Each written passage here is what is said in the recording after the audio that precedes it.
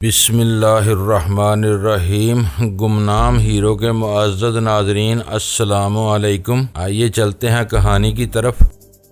سمجھ میں نہیں آتا کہ مفرور اشتہاری ملزم کہاں غائب ہو گیا۔ منشی کہہ رہا تھا کہ فون کرنے والے گورے نے ٹوٹی پھوٹی اردو میں بس اتنا بتایا تھا کہ 15 لاکھ انعام والا ملزم ایس جے گارمنٹ فیکٹری میں چھپا ہوا ہے۔ صاحب نے یہ سنتے ہی نفری جمع کرنی شروع کر دی۔ سالہ ہاتھ لگ جائے تو 10-5 ہزار تو ہر سپاہی کے حصے میں بھی آئے گا۔ اتنی بڑی رقم صاحب اکیلا ہضم نہیں کرے گا۔ آؤ چلتے ہیں، یہاں تو کچھ بھی نہیں ہے، دوسرے نے کہا، اور قدموں کی کھٹ کھٹ کی آوازیں رفتہ رفتہ دور ہونے کے بعد زینوں پر منتقل ہو گئیں۔ ویرا کو کچھ اور نہ سوچا تو اس نے دونوں ہاتھوں سے میرے پیر تھام کر ان کا بوسہ لے ڈالا۔ میں دم سادے اپنی جگہ پڑا، زینوں میں معدوم ہوتی ہوئی آہٹوں کو سنتا رہا اور گنتی کرتا رہا۔ شروع سے آخر تک وہ دونوں ایک ساتھ رہے تھے۔ انہوں نے نچلی منزل پر پہنچنے کے لیے کم از کم 18 زینے طے کیے تھے۔ وہ چھجا بہت چوڑا نہیں تھا، اندھیرے میں سرزد ہونے والی ذرا سی بے احتیاطی مجھے کم از کم 20 فٹ کی بلندی سے زمین پر پہنچا سکتی تھی۔ میں نے بہت احتیاط سے اپنے بدن کو سمیٹ کر سرکتے سرکتے اپنا رخ تبدیل کیا اور ویرا کے اتنے قریب ہو گیا کہ اسے سرگوشی میں اپنی بات سمجھا سکوں۔ وہ گردن گھمائے میرا جائزہ لے رہی تھی۔ مجھے اپنی دسترس میں پاتے ہی اس نے پوری گرمجوشی سے میرا بوسہ لے لیا۔ اس کی وہ حرکت اتنی بے ساختہ اور والہانہ تھی کہ میں اسے کچھ بھی نہیں کہہ سکا۔ وہ حیوانی لذت سے بوجھل نہیں بلکہ ستائش اور ممنونیت کے لطیف جذبوں سے مہکتا ہوا بوسہ تھا۔ چند منٹ یہیں مری رہو، میں نے اس کے کان میں سرگوشی کی۔ میں اوپر جانے کے بعد اشارہ دوں تو تم بھی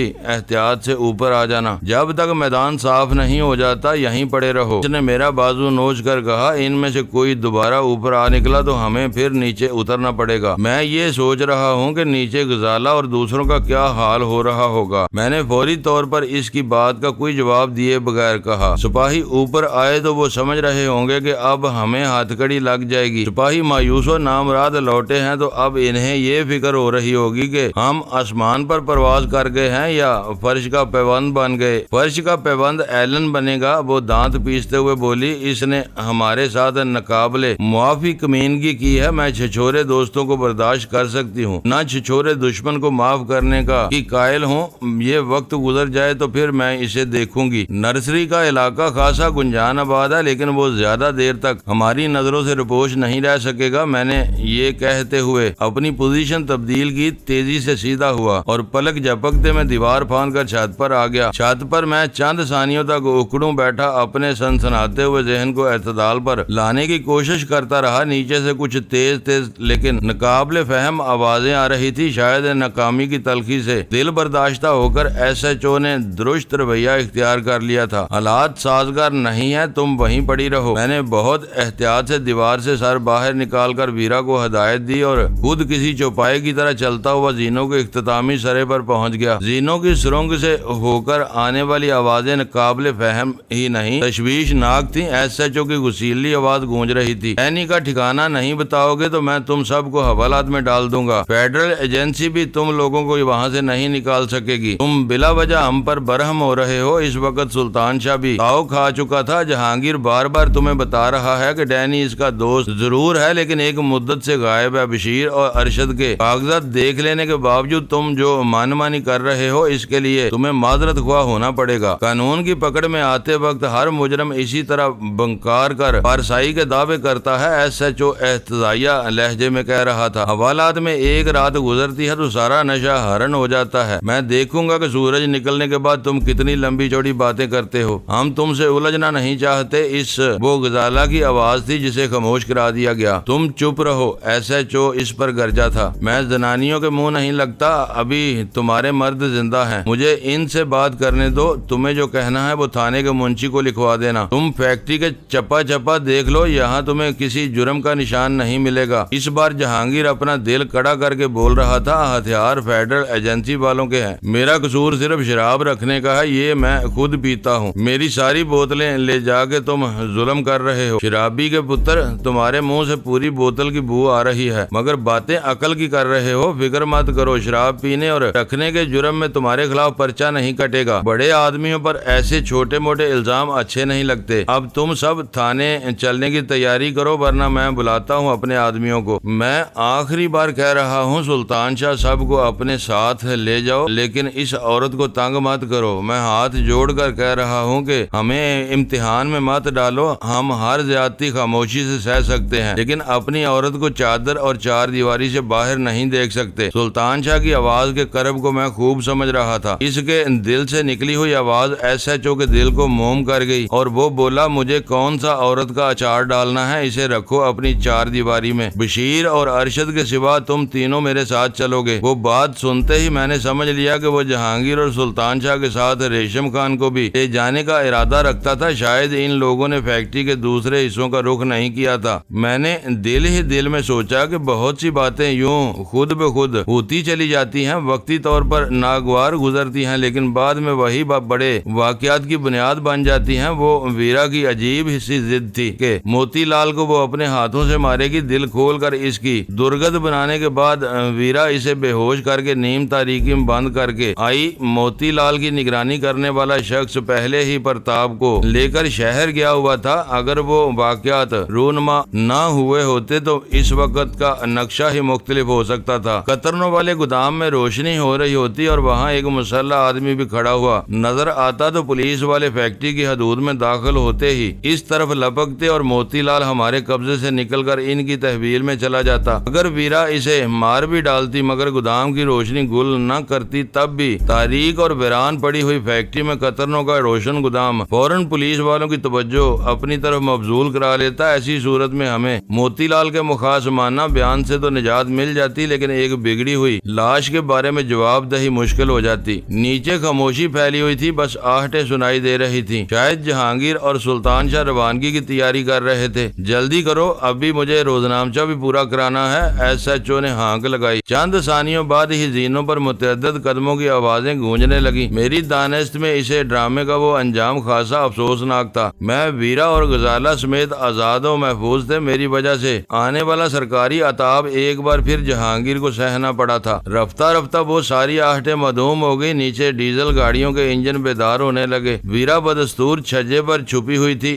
میں اداسی کے عالم میں آخری سیڑھی پر بیٹھا اگلے اقدام کے بارے میں سوچ رہا تھا کہ اچانک خوف کی ایک سرد لہر میرے وجود میں سرایت کر گئی۔ وہ ہلکی سی دمک تھی، کوئی بہت تیزی کے ساتھ اوپر آ رہا تھا۔ میں نے چونک کر پھرتی سے اپنی جگہ چھوڑ کر چھت پر سرکنا چاہا لیکن کامیاب نہیں ہو سکا۔ اسی اسنا میں آنے والا وجود سامنے آ گیا اور میرے منہ سے بے ساختہ اطمینان کا ایک گہرا سانس خارج ہو گیا۔ آنے والی غزالہ تھی، وہ ننگے پاؤں بدحواسی کے عالم میں زینوں پر دوڑتی آ رہی تھی۔ زینوں کے اختتام پر مجھے دیکھ کر وہ جہاں تھی وہیں تھم گئی۔ اس کی پھٹی پھٹی آنکھیں حیرت اور بے یقینی کے عالم میں میرے چہرے پر جمی ہوئی تھی۔ لمحوں ہی لمحوں میں اس کے نرم و نازک لبوں کے گلابی گوشے پھڑپھڑائے اور پھر اس کی آنکھوں میں نمی سی تیرنے لگی۔ اس کی معصومانہ فکر مندی سے میرا دل بھی تڑپ اٹھا۔ میرا دل چاہا کہ لپک کر اسے اپنے بازوؤں میں سمیٹ لوں لیکن میں ایسا نہیں کر سکا۔ اس وقت تک مطلع صاف نہیں ہوا تھا۔ جاتے جاتے بھی پولیس والوں سے کوئی اوپر آ سکتا تھا۔ واپس جاؤ اور تھوڑی دیر تک انتظار کرو، میں نے تیز لہجے میں سرگوشی کی۔ وہ ڈبڈبائی ہوئی آنکھوں کے ساتھ مڑ کر سیڑھیاں اترتی چلی گئی اور میں آسودگی کے ایک انوکھے احساس کے ساتھ مسکرانے لگا۔ آخر نیچے کا شور کم ہونے لگا، گاڑیوں کے انجنوں کی گراہٹیں دور ہونے لگی۔ میں تیزی کے ساتھ چھت پر گیا اور ویرا کو اوپر آنے کی اجازت دے دی۔ وہ پہلے سے میرے اشارے کی منتظر تھی۔ فوراً ہی دیوار پھاند کر چھت پر آ گئی اور بے ساختہ بولی، آج تم نے کمال کر دیا۔ میں خود کو بند گلی میں دیوار سے لگتا ہوا محسوس کر رہی تھی۔ اگر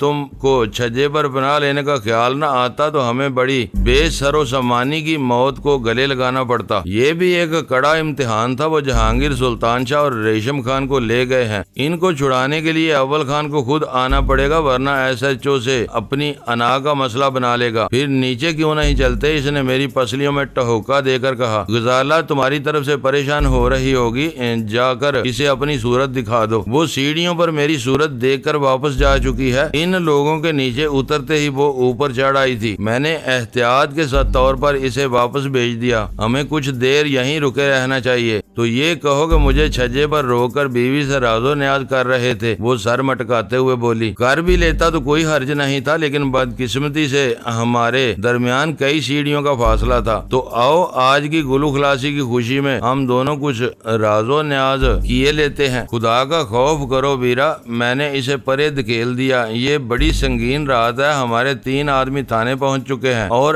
ہر طرف ہماری تلاش جاری ہے۔ ان خطرناک حالات میں تمہیں اٹکھیلیاں سوج رہی ہیں، بعض اوقات تم بے حسی کی حد تک خود غرض ہو جاتی ہو۔ خود غرض نہیں، یہ میرا اپرانا فرض ہے، وہ دبی دبی ہنسی کے ساتھ بولی۔ سنگین خطرات میں گرنے کے بعد میری جمالیاتی حس پوری طرح بیدار ہو جاتی ہے اور بہکنے لگتی ہے۔ ان تینوں کے بارے میں تمہیں فکر مند ہونے کی ضرورت نہیں۔ ان احمقوں نے ایکسچینج سے فون بند کروانے کی بجائے تار کاٹنے پر اکتفا کیا ہے۔ تم تار جوڑ کر اول خان سے بات کر سکو گے، وہ آ کر سارے معاملات سنبھال لے گا۔ میں نے اندرونی دیوار کی آڑ میں نیچے بیٹھ کر سگریٹ سلگائی اور اپنی سوچوں میں گم ہو گیا۔ ویرا کے دماغ پر اس وقت واقعی شوخی سوار تھی، وہ بھی میرے برابر میں آ بیٹھی۔ اس بار میں نے اسے روکنے یا ٹوکنے کی بجائے نظر انداز کرنے کا فیصلہ کر لیا۔ میں سگریٹ ختم بھی نہیں کر پایا تھا کہ بشیر اوپر آ پہنچا۔ آ جاؤ سر، وہ لوگ جا چکے ہیں۔ نیچے کون کون ہے؟ میں نے انجان بن کر سوال کیا۔ آج پہلی بار ہماری شناخت نہیں مانی گئی، وہ دکھ بھری آواز میں بولا۔ اس شناخت پر ہمارے لیے چھاؤنیوں کے دروازے کھل جاتے ہیں۔ وہ تمہاری تلاش میں تھے، ناکام ہونے کے بعد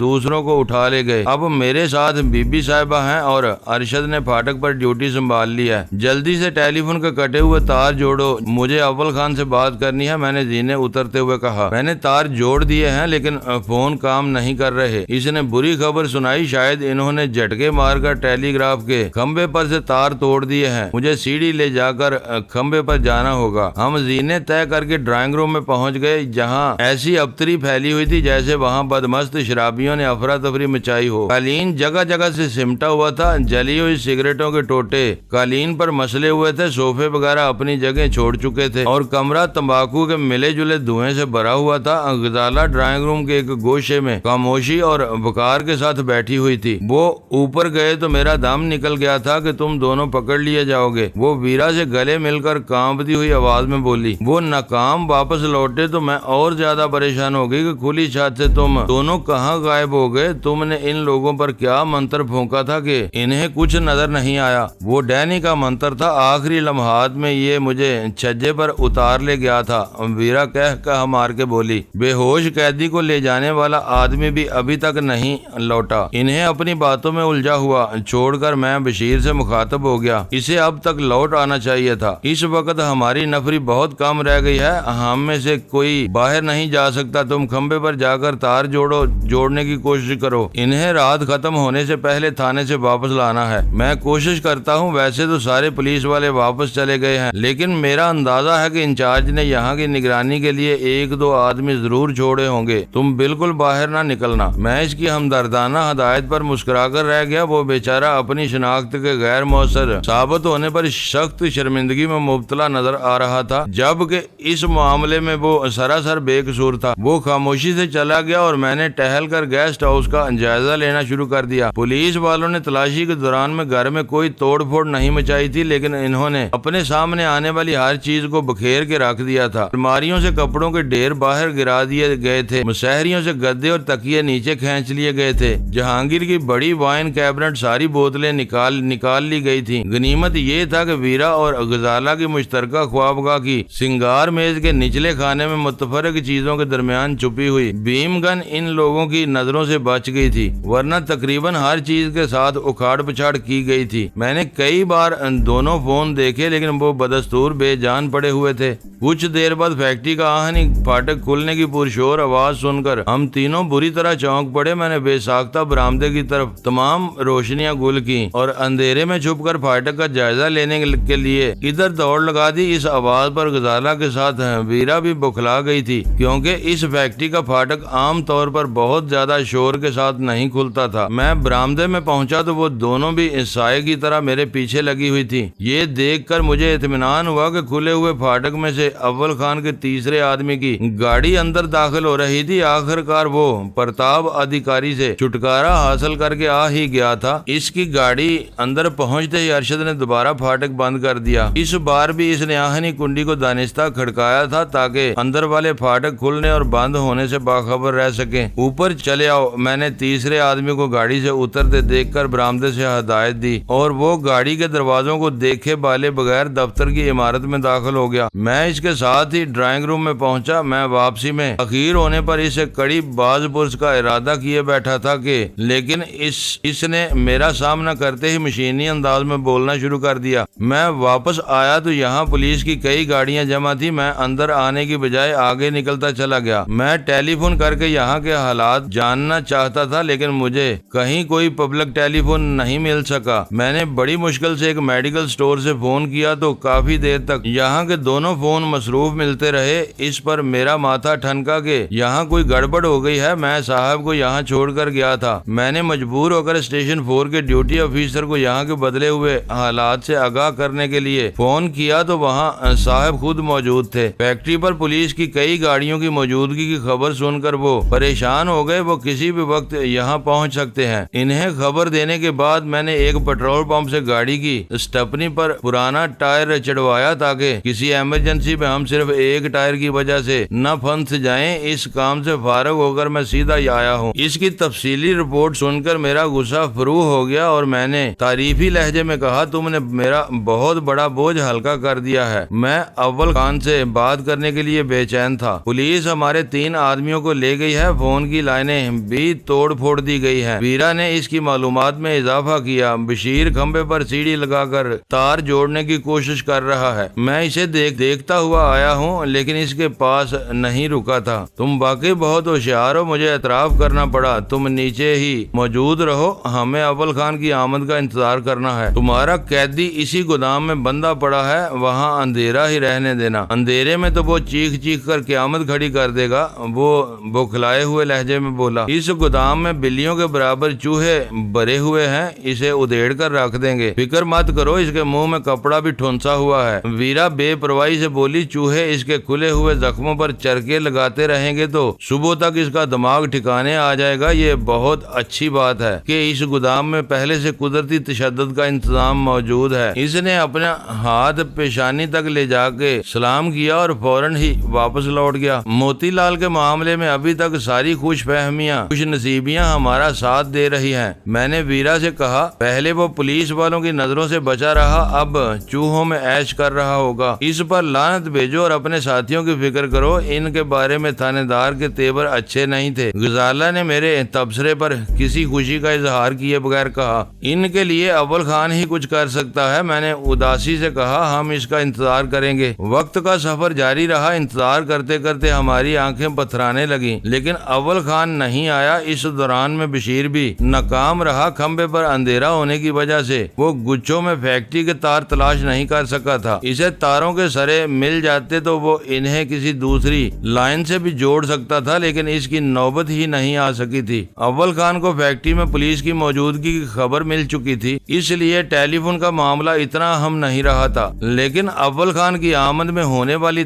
غیر معمولی تاخیر نے ہم تینوں کو ایک نئی تشویش میں مبتلا کر دیا تھا جو ہر لمحے بڑھتی ہی جا رہی تھی۔ جم کلارک کے قتل اور پھر اس کے ملک کے سفارتکاروں کے متوقع دباؤ کے نتیجے میں اسپیشل ٹاسک فورس والوں نے ہنگامی پیمانے پر اسٹیشن 4 کو اس کے پرانے ٹھکانے سے سپر ہائی وے کی ایک دور افتادہ فائرنگ رینج میں منتقل کر دیا تھا۔ مجھے خوف لاحق ہو چلا تھا کہ اول خان وہاں سے بدحواسی کے عالم میں روانہ ہونے کے بعد ٹریفک کے کسی حادثے کا شکار نہ ہو گیا ہو۔ مجھے بہت شدت سے ایس ٹی ایف کے حساس لاسلکی مواصلات یاد آ رہے تھے لیکن بدقسمتی سے اس رات کسی کے پاس کوئی اپریٹس نہیں تھا۔ ہم تینوں مصروف رہنے کے لیے ڈھونڈ کر موضوعات تلاش کرتے رہے مگر ہر بحث چند فکروں کے بعد دم توڑ جاتی تھی۔ ویرا کو شکوہ تھا پولیس والے جہانگیر کی خوابگاہ سے شراب کی ساری بوتلیں سمیٹ کر لے گئے ورنہ وہ بادہ نوشی میں مصروف رہ کر صبح تک چاقو چوبند رہ سکتی تھی۔ اس نے بجا طور پر یہ نشاندہی کی کہ میں پچھلے چند دنوں سے میں نوشی سے گریز کر رہا تھا۔ اسے میں نے مذاق میں ٹال دیا مگر حقیقت یہ تھی کہ اس بارے میں مجھ پر خود ملامتی کی روح طاری تھی۔ میں ہیروئن کا شکار ہونے والوں کے دردناک انجام سے لرز کر ہی کے خلاف ہوا تھا۔ بنیادی طور پر میرے وہ احساسات منشیات کی اس سازشی وبا کے خلاف تھے جو ہمارے نوجوانوں کو تیزی کے ساتھ مفلوج اور نکارہ بنا رہی تھی جبکہ میں خود شراب کے نشے میں مبتلا تھا۔ یہ لعنت ایک شوق شوق سے بڑھ کر رفتہ رفتہ میری ناگزیر ضرورت بنتی جا رہی تھی۔ میرے اعصاب اس کی طلب میں مبتلا رہتے تھے۔ یہ احساس ہوتے ہی میرے ذہن میں خود ملامتی کی ایک لہر طاری ہو چلی تھی۔ شراب کی طلب ابھرتے ہی میرے ذہن کے کسی گوشے سے ملامت بھری تنبیہ ابھرتی تھی اور میرا بڑھتا ہوا ہاتھ رک جاتا تھا۔ میں نے نہایت خاموشی کے ساتھ اپنی اس بری عادت سے چھٹکارا پانے کی کوششیں شروع کی تھی، مگر مجھے حیرت تھی کہ ویرا نے اس خاموش تبدیلی کو بھی محسوس کر لیا تھا۔ ہم تینوں بے مقصد باتوں میں سر کھپا کر طویل ہوتے ہوئے انتظار کی اعصاب شکن گھڑیاں گزارتے رہے۔ صبح 2:30 بجے کے قریب سنتی علاقے کی فضا میں رچے ہوئے دھیمے مشینی شور کے تسلسل میں کسی ہارن کی تیز آواز گونجی تو ہم چونک پڑے۔ وہ آواز فیکٹری کے پھاٹک کے قریب ہی سے آتی ہوئی محسوس ہوئی تھی۔ میں اپنی جگہ چھوڑ کر دوبارہ تاریک برآمدے میں پہنچ گیا۔ ارشد نے دانستہ پرشور آوازیں پیدا کر کے آہنی پھاٹک کھولا۔ کار پر پہلی نظر پڑتے ہی میرا دل خوش ہو گیا۔ آنے والی کار کی ڈرائیونگ سیٹ پر اول خان نظر آ رہا تھا۔ اس کے برابر والی سیٹ پر جہانگیر بیٹھا ہوا تھا۔ پچھلی نشست بھی خالی نہیں تھی۔ فون بند ہو جانے کے بعد ہم لوگ باہر والوں سے کٹے ہوئے تھے، لیکن اول خان نے شاید فیکٹری میں پولیس کی موجودگی کی خبر پاتے ہی اپنی کارروائی کا آغاز کر دیا تھا۔ اس نے اسٹیشن 4 کی نئی عمارت میں بیٹھے بیٹھے پورے واقعات کا سراغ لگایا اور فیکٹری سے 3 افراد کی گرفتاری کی خبر سنتے ہی فیکٹری آنے کی بجائے متعلقہ تھانے کی طرف دوڑ پڑا۔ اس نے وہاں کیا طوفان کھڑا کیا ہوگا وہ ایک الگ کہانی ہو سکتی تھی۔ اہم ترین بات یہ تھی کہ وہ وقت ضائع کیے بغیر تینوں افراد کو تھانے سے نکال لایا تھا۔ گاڑی کا انجن بند کر کے وہ چاروں چند ثانیوں کے لیے نیچے رک کر بشیر سے باتیں کرتے رہے، پھر عمارت میں داخل ہو گئے۔ ہم تینوں ان کے استقبال کے لیے لپک کر زینوں پر پہنچ گئے۔ خدا کا شکر ہے کہ اول خان نے ہمیں بے آبروئی سے بچا لیا۔ سلطان شاہ نے سامنا ہوتے ہی بے ساختہ کہا، ورنہ آج ہماری مٹی پلید ہونے میں کوئی کسر باقی نہیں رہ گئی تھی۔ سلطان شاہ اور جہانگیر اول خان کے ساتھ تھے۔ وہ تینوں اوپر بیٹھنے بھی نہیں پائے تھے کہ ایس ٹی ایف کے تینوں آدمی جہانگیر کی بوتلوں کے وزنی تھیلے اٹھائے اوپر آ گئے۔ ریشم خان غالباً گاڑی سے اترتے ہی اپنی جگہ سنبھال چکا تھا۔ سلطان شاہ حیرت سے میری طرف دیکھے جا رہا تھا۔ آج کی یہ چوٹ مجھے عمر بھر یاد رہے گی، اول خان متاسفانہ آواز میں بولا۔ سب کچھ اتنے منظم طریقے پر ہوا کہ کوئی بھی دوسروں کے لیے کچھ نہیں کر سکا۔ مجھے حیرت یہ ہے کہ تم کھلی ہوئی چھت پر ہونے کے باوجود پولیس والوں سے کیسے بچ گئے۔ بہت معمولی سی حاضر دماغی تھی بات ذہن میں آئی اور میں ویرا کو لے کر تاریک چھجے پر اتر گیا۔ انہوں نے میری توقع کے عین مطابق ادھر ادھر جھانکنے کی زحمت نہیں کی اور ہم صاف بچ گئے۔ ایس ایچ او کی ٹوپی اور پیٹی کے ساتھ ریوالور بھی ہمارے سامنے ڈال دیا گیا تھا، جہانگیر نے بررائی ہوئی آواز میں بتایا۔ اس کو بہت سے ماتحتوں سمیت معطل کر دیا گیا ہے۔ ان کی بحالی ہماری مرضی کے بغیر نہیں ہوگی۔ اول خان نے پورے محکمے کو ہلا کر رکھ دیا۔ اس وقت بھی ایس ایس پی کے عہدے تک کے سارے افسر تھانے میں سر جوڑے بیٹھے ہیں تاکہ آئندہ ایسے کسی تصادم کا احاطہ نہ ہو۔ مگر یہ ہوا کیسے؟ مجھے گزرے ہوئے واقعات پر سخت خلش تھی۔ بشیر اور ارشد کی شناخت کو تسلیم کیوں نہیں کیا گیا؟ میں تو ہمیشہ اس بات پر رشک کرتا رہا ہوں کہ تمہارے آدمیوں کو بدترین حالات میں بھی شہر بھر میں کہیں کوئی رکاوٹ پیش نہیں آتی۔ اتفاق؟ اول خان مسکرا کر بولا۔ ولیم اور راجر کے قتل کے بعد رونما ہونے والے واقعات کے حوالے سے میں پہلے ہی تمہیں بتا چکا ہوں کہ ملک کے ہر پولیس افسر کو اس بات سے آگاہ کرنا عملاً ممکن نہیں ہے کہ ایس ٹی ایف کیا ہے اور یہ کن لوگوں کی پشت پناہی کرتی ہے۔ قانون سے ماورا خفیہ اداروں کے اہلکاروں کو سب سے بڑی مشکل یہی پیش آتی ہے کہ کسی بھی وقت کوئی ان کا جواز تسلیم کرنے سے انکار کر دیتا ہے اور کوئی المناک سانحہ رونما ہو جاتا ہے۔ ایس ایچ او کے دماغ پر 15 لاکھ کی انعامی رقم سوار تھی۔ اسے بالکل اندازہ نہیں تھا کہ بشیر اور ارشد کو اختیار کو مسترد کر کے وہ کیا کر رہا ہے۔ تمہیں یہ سن کر شاید دکھ ہوگا کہ یہاں سے لے جائی جانے والی ہر چیز اس نے اپنے ہاتھوں سے گاڑی میں لا دی ہے۔ تو کیا ہتھیاروں کی پیٹی بھی واپس لوٹا دی گئی؟ غزالہ نے تعجب سے پوچھا۔ میں نے کہا نا کہ ہر چیز آ گئی ہے۔ اس وقت ہم فرضی شکایت بھی کر دیں تو ہماری بتائی ہوئی مزید اشیاء بازار سے خرید کر لوٹائی جائیں گی، اول خان نے زور دے کر کہا۔ اب پولیس والے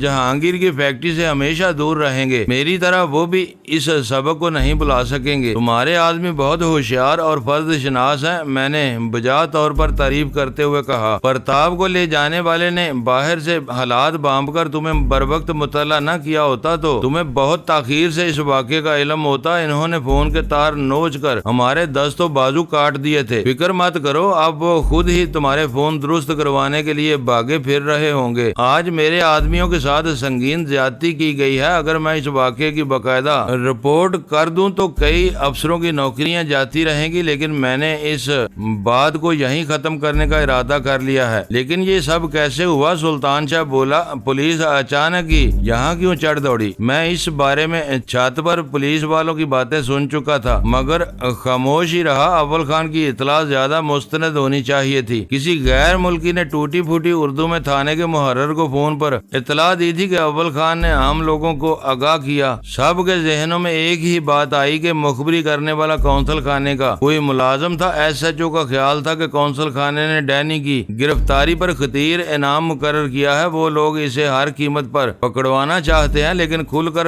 خود میدان میں بھی نہیں آنا چاہتے۔ ایس ایچ او کو پکی پکائی روٹی کی صورت میں 15 لاکھ ملنے کی امید بندی تو اس نے تیاری شروع کر دی۔ اتنا بڑا انعام نہ ہوتا یا فون کرنے والا کوئی مقامی ہوتا تو ایک فون پر اتنی بڑی کارروائی کا سوال ہی پیدا نہیں ہوتا تھا۔ تمہاری دانست میں تھانے کو کون فون کر سکتا ہے؟ ویرا نے پوچھا۔ ویسے تو کوئی بھی ہو سکتا ہے لیکن دوسروں کو ڈینی کے کمین گاہ کی ہوا بھی نہیں لگی تھی۔ اس راز سے صرف ایلن سیمپر فال اور پیٹر کنگ واقف ہیں۔ اول خان نے میرے بتائے ہوئے پورے نام دوہرا کر سب کو حیران کر دیا۔ وہ فون کال انہی کی طرف سے کی گئی ہوگی۔ فیکٹری کے نواح میں فائرنگ کی زد سے وہ بچ کر نکل گئے لیکن انہوں نے پولیس کو تمہارے پیچھے لگا کر بدلہ لے ہی لیا۔ بدلہ؟ ویرا نے تحقیر امیز لہجے میں کہا۔ میرا تو خیال ہے کہ وہ کمینگی کے مرتکب ہوئے ہیں۔ تم جو چاہو سمجھ لو۔ میں نے اپنی رائے ظاہر کر دی۔ ان دونوں کے سوا کراچی میں کوئی تیسرا فرد نہیں ہے جو تمہاری اس پناہ گاہ سے واقف ہو۔ یہ ہماری خوش قسمتی ہے کہ تم لوگ ان کے وار سے بال بال بچ گئے ہو۔ کسی وجہ سے مجھے پہنچنے میں دیر ہو جاتی اور تھانے کے ریکارڈ میں تم لوگوں کی گرفتاری کا اندراج ہو جاتا تو ایس ایچ او کی مرضی کے بغیر تمہیں باہر نہیں نکالا جا سکتا تھا۔ وہ دونوں اب بھی چین سے نہیں بیٹھے ہوں گے۔ جلد ہی انہیں پتہ چل جائے گا کہ ان کا وار خالی گیا ہے۔ میں صاف بچ رہا ہوں۔ میرے جو ساتھی پکڑے گئے وہ بھی تھوڑی ہی دیر میں رہا کر دیے گئے۔ پتہ چلنے دو۔ اول خان نے بے پرواہی سے مجھے تسلی دی۔ ان خبروں سے ان کے حوصلے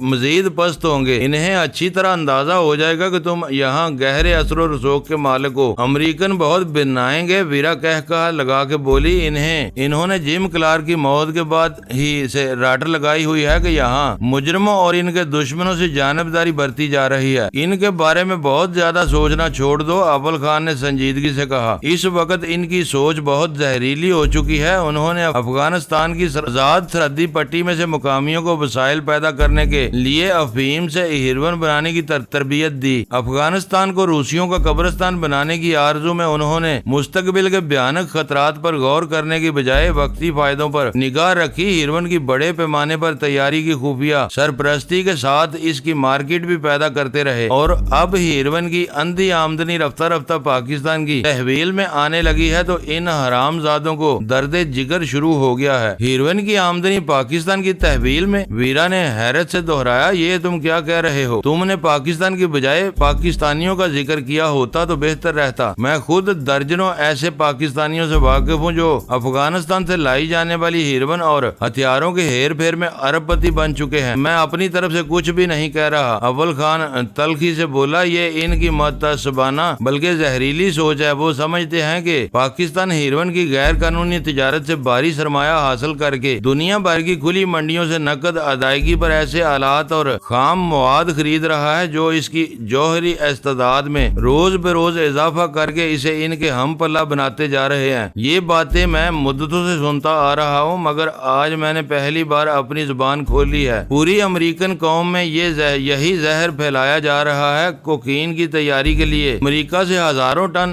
ایتھین اور ایتھر کولمبیا بھیجنے والے تجارتی اداروں کی پردہ پوشی کی جاتی ہے لیکن منشیات کے چھوٹے سے چھوٹے پاکستانی کیریئر کو بھی ہیروئن کے عالمی سمگلر کے روپ میں پیش کیا جاتا ہے۔ پاکستان کے حق میں یہ بیڑیے بنے ہوئے ہیں اور اس کی جائز بات کو بھی غلط رنگ میں اچھالتے ہیں۔ انہوں نے اپنا ایک تصور بنا لیا ہے کہ پاکستان میں قانون کی کوئی عملداری نہیں ہے۔ یہاں ہر کام طاقت اور گنڈا گردی یا پھر پیسے کے بل بوتے پر کیا جاتا جاتا ہے۔ ان کے بارے میں سوچ کر اپنے ذہنوں کو مت تھکاؤ۔ مجھے خوشی ہے آج تم میرے سامنے کھل کر بولے ہو۔ ویرا نے اول خان کی تلخ و توش تقریر پر مسرت سے کہا، میرا باپ امریکن تھا، میں خود بھی اسی سرزمین کی پیداوار ہوں، مگر میں تمہارے روشن خیالات سے 100% متفق ہوں۔ یہ کھلا اندھیر ہے کہ واشنگٹن میں منشیات کے بے تاج بادشاہ وائٹ ہاؤس کی مہمانداری سے فیض اٹھاتے ہیں اور واشنگٹن والے اسلام آباد سے ہر چھوٹے بڑے اسمگلر کو اپنی تحویل میں دینے کا مطالبہ کرتے ہیں۔ حیرت اس وقت ہوتی ہے جب لوگ کان دبا کر مطلوبہ ملزموں کو ان کے حوالے کر دینے میں عافیت محسوس کرتے ہیں۔ مجرم بلکہ ملزم ان کے حوالے نہ کیا جائے تو وہی ہوتا ہے جو لیبیا کے قذافی کے خلاف ہوتا آ رہا ہے۔ آبادی اور صدارتی محل پر بمباری کی جاتی ہے، نشر و اشاعت کے ہر ذریعے سے ابلیسی کردار کشی کی جاتی ہے۔ سلطان شاہ کندھے اچکا کے بولا، قذافی کو تو اعلیٰ ترین سرکاری سطح پر پاگل، جنونی، وحشی بلکہ لوتی تک کہا جا چکا ہے، لیکن اس کے لوگ پھر بھی اس سے پیار کرتے ہیں۔ معزز ناظرین، لائک کریں، شیئر کریں اور کمنٹس باکس میں پاک آرمی زندہ باد، پاکستان پائندہ باد کا نعرہ ضرور درج کر کے اپنے ملک پر فخر کریں اور پاکستان کی بنیادیں مضبوط کرنے میں اپنا کردار ادا کریں۔ ویڈیو دیکھنے کا شکریہ۔ معزز ناظرین، اپنا خیال رکھیے گا اور ہمارے چینل کا بھی۔ ISI پاک آرمی زندہ باد، پاکستان پائندہ باد۔